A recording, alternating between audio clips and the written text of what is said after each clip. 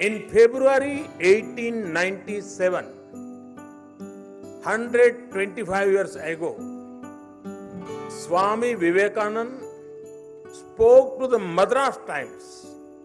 He was asked about his plan for the future of India. He said, and I quote, "My faith is in the younger generation, the modern generation. Out of them will come my workers. They will work out the whole problem like lions." Unquote. Those words are still relevant. But this time, it is not only India that is looking towards its youths. The whole world is looking at India's youth with hope. Because you are the growth engines of the country.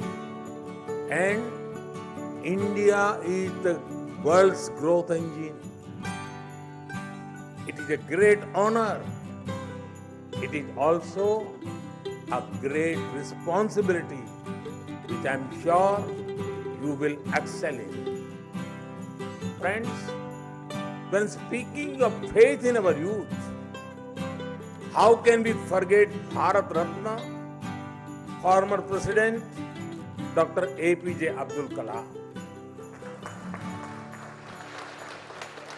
I am sure that it is a matter of pride for everyone in the Anna University that Dr. Kalam was closely associated with this university.